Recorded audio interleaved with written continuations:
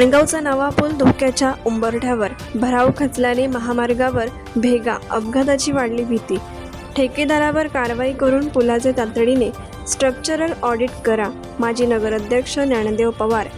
मुंबई गोवा राष्ट्रीय महामार्गावरील माणगाव शहरातील काळ नदीवरील नव्याने बांधण्यात आलेला पूल आणि त्यालगतचा रस्ता गंभीर अवस्थेत असल्याचे समोर आले असून पुलाच्या दोन्ही बाजूंचा भराव खचल्याने नागरिक आणि वाहन चालकांमध्ये भीतीचे वातावरण निर्माण झाले आहे।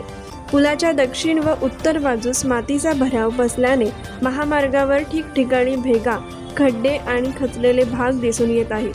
त्यामुळे भविष्यात मोठा अपघात घडण्याची शक्यता व्यक्त होत असून माणगाव नगरीचे माजी नगराध्यक्ष ज्ञानदेव पवार यांनी ठेकेदारावर कठोर कारवाई करून पुलाचे तातडीने स्ट्रक्चरल ऑडिट करा अशी मागणी केली आहे। स्थानिकांच्या मते पुलाचे बांधकाम अत्यंत घाईगडबडीत करण्यात आले। भराव करताना आवश्यक त्या तांत्रिक निकषांचे पालन करण्यात आले नाही, मातीचे योग्य प्रकारे रोलिंग करण्यात आले नाही, तसेच आवश्यक प्रमाणात पाणीही मारण्यात आले नसल्याने भराव सुरुवातीपासूनच कमकुवत राहिला। परिणामी काही दिवसातच तो खचू लागला असून रस्त्यावर भेगा पडल्या आहेत। डांबरीकरणाचाही दर्जा समाधानकारक नसल्याचा आरोप करण्यात येत आहे।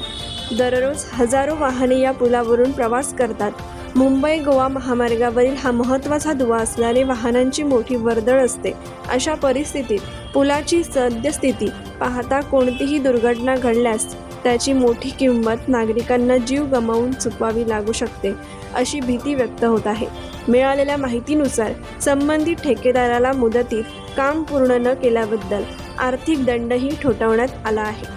मात्र दंडाची रक्कम वाढू नये म्हणून कामाची गुणवत्ता आणि सुरक्षितता याकडे दुर्लक्ष करून काम करण्यात आल्याचा आरोप स्थानिक नागरिकांनी केला आहे।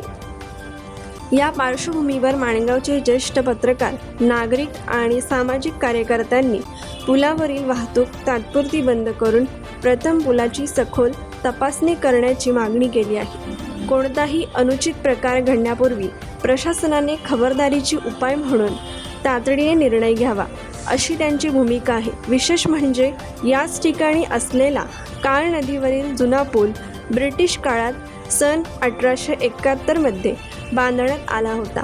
तब्बल 150 वर्षाहून अधिक काळ लोटूनही तो पूल आजही भक्कम असल्याचे नागरिक सांगतात। मात्र अजूनही तंत्रज्ञानाचा वापर करून उभारण्यात आलेल्या नव्या पुलाची एवढ्या कमी कालावधीत झालेली अवस्था अनेक प्रश्न निर्माण करणारी असल्याची भावना व्यक्त होत आहे।